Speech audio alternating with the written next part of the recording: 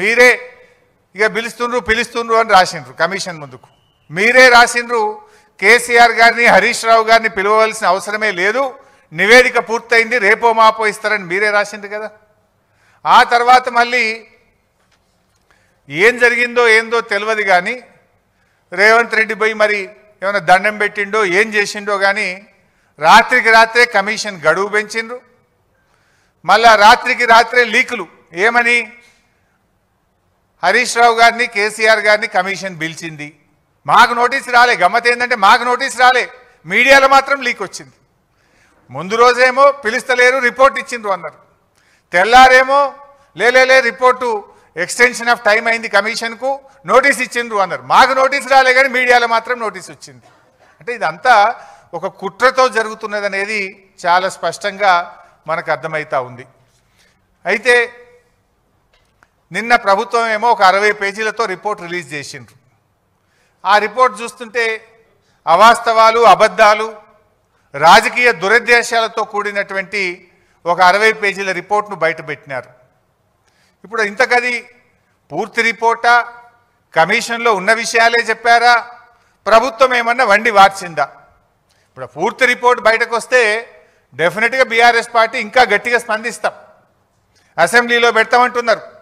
అసెంబ్లీలో 650 పేజీల రిపోర్టు పెట్టండి, చీల్చి చెండాడతాం, నిజాలు ప్రజల ముందు పెడతాం, వాస్తవాలను నిగ్గుదిల్చే విధంగా అన్ని విషయాలను కూడా శాసనసభ వేదికగా ఈ ప్రభుత్వాన్ని నిలదీస్తాం.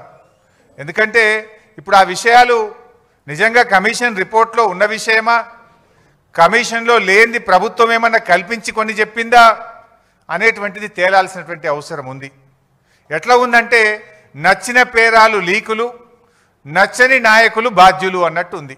ఇప్పుడు 650 పేజీల్లో నచ్చిన పేరాలనే లీకులు చేసిండ్రు, నచ్చని నాయకులను బాధ్యులు చేసినట్టుగా నిన్న ప్రభుత్వం రిలీజ్ చేసిన రిపోర్టు కనబడతా ఉంది. ఎందుకంటే ఆ రిపోర్ట్ ఒకవేళ అదే నిజమైతే అది ఎట్లుందంటే కేంద్ర ప్రభుత్వాన్ని తప్పుపట్టినట్టుంది. కాళేశ్వరంకి అనుమతులు ఎవరు ఇచ్చిండ్రు? TAC technical advisory committee report is given by government of India, కేంద్ర ప్రభుత్వమే ఇచ్చింది. ఒకవేళ ఆ రిపోర్ట్ నిజమే అయితే కేంద్ర ప్రభుత్వాన్ని తప్పుపట్టినట్టు, అన్ని అనుమతులు ఇచ్చిన సెంట్రల్ వాటర్ కమిషన్ను తప్పుపట్టినట్టు, ఇంజనీర్లను తప్పుపట్టినట్టు, రిటైర్డ్ ఇంజనీర్లను తప్పుపట్టినట్టు, బ్యూరోక్రాట్లను తప్పుపట్టినట్టు.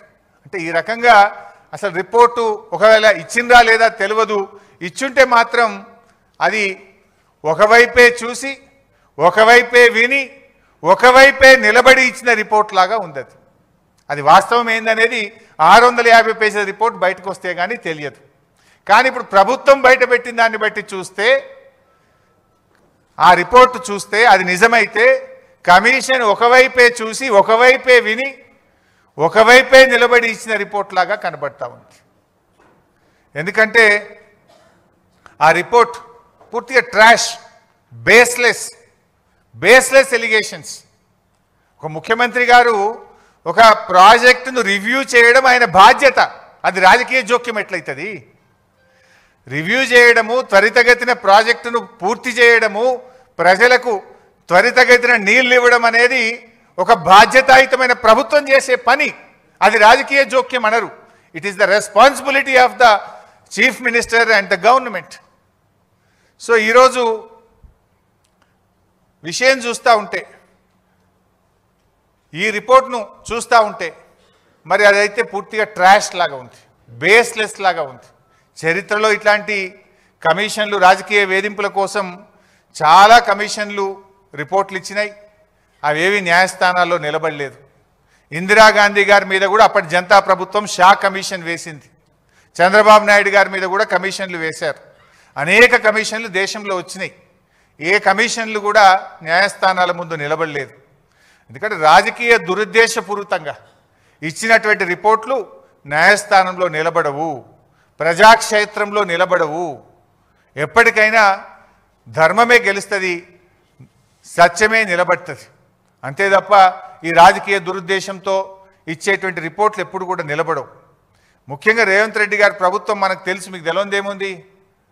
కమిషన్ల పేరిట, కేసుల పేరిట రేవంత్ రెడ్డి గారు రెగ్యులర్గా వరుస ధారావాహికలు ఒకటి తర్వాత ఒకటి. ఎలక్ట్రిసిటీ కమిషన్ అంటాడు, కాళేశ్వరం కమిషన్ అంటాడు, లేకపోతే గొర్రెల స్కామ్ అంటాడు, లేకపోతే ఈ కార్ రేసింగ్ అంటాడు. ఏదో ఒకటి పెట్టి తన వైఫల్యాలను కప్పిపుచ్చుకునే ప్రయత్నం.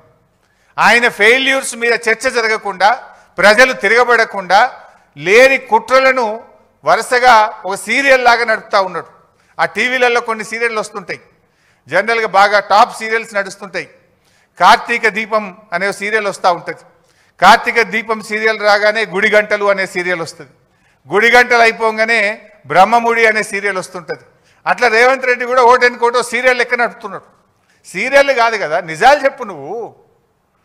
ఇవి మొత్తంగా చూస్తే రైతుల ప్రయోజనాలు ఫనంగా పెట్టి కేవలం కేసీఆర్ గారిని వ్యక్తిగతంగా ఆయనని ఇబ్బంది పెట్టాలి, కేసీఆర్ గారిని హింసించాలనేటువంటి ధోరణే తప్ప రైతులకు న్యాయం చేయాలనో ప్రజలకు మేలు చేయాలనేటువంటి చిత్తశుద్ధి ఈ ప్రభుత్వానికి లేకపోయింది. ఎందుకంటే మనం స్పష్టంగా అర్థమవుతుంది, ఇవాళ కాళేశ్వరం ద్వారా నీళ్ళు ఇచ్చే అవకాశం ఉంది. రాష్ట్రంలో వర్షాలు పడక కరువు పరిస్థితులు ఉన్నాయి, పంటలు ఎండిపోతూ ఉన్నాయి. నిన్న మా బీఆర్ఎస్ నాయకులు కన్నెపల్లి పంప్ హౌస్ మోటార్లు ఆన్ చేయండి అని అక్కడికి వెళ్ళారు.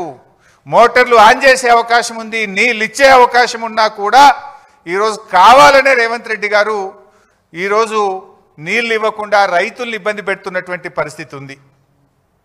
మీరు చూస్తే తమ్మిడిహట్టి అని నిన్న చెప్పే ప్రయత్నం చేసిండ్రు. మరి 7 ఏళ్ళు మీరే అధికారంలో ఉన్నారు కదా. 2007 నుంచి 2014 దాకా కాంగ్రెస్ ప్రభుత్వమే అధికారంలో ఉంది కదా. తమ్మిడిహట్టి దగ్గర దమ్మిడి పని కూడా ఎందుకు చేయలేదు? మరి ఇప్పుడు వచ్చి కూడా 2 ఏళ్ళు అవుతుంది, తమ్మిడిహట్టి దగ్గర తట్టెడు మట్టి ఎందుకు ఎత్తలేదు? అసలు తమ్మిడిహట్టి దగ్గర మీరు ఏ బేసిస్లో నిర్ణయించారు? తమ్మిడిహట్టి దగ్గర నీటి లభ్యత లేదు. తమ్మిడిహట్టి దగ్గర వైల్డ్ లైఫ్ చాప్రాల్ అనే వైల్డ్ లైఫ్ ఉంది, శాంచురీ ఉంది. తమ్మిడిహట్టి దగ్గర మహారాష్ట్ర ఒప్పుకోవడం లేదు. మరి ఏ బేసిస్లా? It is a criminal negligence. మీరు ఇవాళ మమ్మల్ని మేడిగడ్డ దగ్గర ఎట్లా పెట్టారు అన్నారు. మేము పెట్టడానికి ఒక బేసిస్ ఉంది, మేము పెట్టడానికి ఒక నివేదిక ఉన్నది. అసలు మీరు తమ్మిడిహట్టి దగ్గర ఎట్లా పెట్టిండ్రు అని నేను అడుగుతా ఉన్నా. ఎన్ని పచ్చి అబద్ధాలు మాట్లాడతారంటే ఈ కాంగ్రెస్ నాయకులు. నాటి నుంచి నేటి వరకు అదే గోబల్స్ ప్రచారం. ఆనాడు మేము మహారాష్ట్రతో కేసీఆర్ గారు ఒక చారిత్రాత్మక ఒప్పందం చేశారు. అటు మేడిగడ్డకు, ఇటు వార్ధా మీద, అటు చెనాకా కొరాటాకు ఒకేసారి 3 అగ్రిమెంట్లు చేసినారు. అంటే ఇచ్చిపుచ్చుకునే ధోరణితో మహారాష్ట్రను ఒప్పించి మెప్పించి 3 అగ్రిమెంట్లు చేశారు. ఆనాడు ఉత్తమ్ కుమార్ రెడ్డి మాట్లాడతాడు, ఏమని మాట్లాడిందంటే, లేలే మేము ఆల్రెడీ 152 మీటర్లకు అగ్రిమెంట్ చేసినాం, నువ్వు ఎట్ట తగ్గించినవు అన్నాడు. ఆనాడు ఎయిర్పోర్ట్లో కేసీఆర్ గారు మాట్లాడారు, ఉత్తమ్ కుమార్ రెడ్డి నువ్వు 152 మీటర్లకు అగ్రిమెంట్ చేసుంటే ఇంకా గంట సేపు నేను ఇన్నే ఉంటా, నువ్వు రా, ఆ అగ్రిమెంట్ నాకు చూపి నేను ఇక్కడ నుంచి రాజ్ భవన్కు పోయి రాజీనామా చేస్తాను. ఆ రోజు కేసీఆర్ గారు సవాల్ చేశారు. ఆనాడు కేసీఆర్ గారు మంచి పని చేస్తుంటే దాని మీద ఏదో అమృత భాండాగారంలో విషపు చుక్క వేసినట్టు ఒక మంచి పని జరుగుతుంటే దాన్ని ఒక అబద్ధాలు చెప్పి అనుమానాలు కల్పించేటువంటి ప్రయత్నాన్ని సృష్టించారు. అంటే ప్రజలకు ఉపకారం చేసేది లేదు, కానీ కేవలం ప్రతిపక్షం మీద ప్రతీకారం తీర్చుకునేటువంటి ఒక ప్రయత్నం. మా ప్రభుత్వం ఏర్పడిన సంవత్సరంలో ఆనాడు గొప్ప విజయాలు సాధించినాం. కేసీఆర్ గారు మొదటి సంవత్సరంలోనే ఎన్నో ఏళ్లుగా రైతులు, పారిశ్రామికవేత్తలు, ప్రజలు ఇబ్బంది పడుతుంటే ఒక్క సంవత్సరంలోనే విద్యుత్ సమస్య పరిష్కారం చేసి 24 గంటల కరెంట్ ఇచ్చి చూపించిండు కేసీఆర్ గారు. మిషన్ కాకతీయతో మొదటి సంవత్సరంలోనే చెరువుల పునరుద్ధరణ కార్యక్రమాన్ని ప్రారంభించింది కేసీఆర్ గారి ప్రభుత్వం. అదేవిధంగా మీడియం ఇరిగేషన్ ప్రాజెక్టులు అనేక ప్రాజెక్టులు పూర్తి చేసినాం. పెండింగ్ ప్రాజెక్టులను రన్నింగ్ ప్రాజెక్టులుగా మార్చి లక్షలాది ఎకరాలకు నీళ్లు ఇచ్చినాం. మరి నువ్వేం చేసినవే? 2 ఏళ్ళైంది నీ గవర్నమెంట్ వచ్చి. ఒక్క చెరువు దవ్వినవా? ఒక్క చెక్ డ్యామ్ కట్టినవా? ఒక్క కాలువ దవ్వినవా? ఒక్క ఎకరానికన్నా నీళ్ళు ఇచ్చినవా అని నేను అడుగుతా ఉన్నా.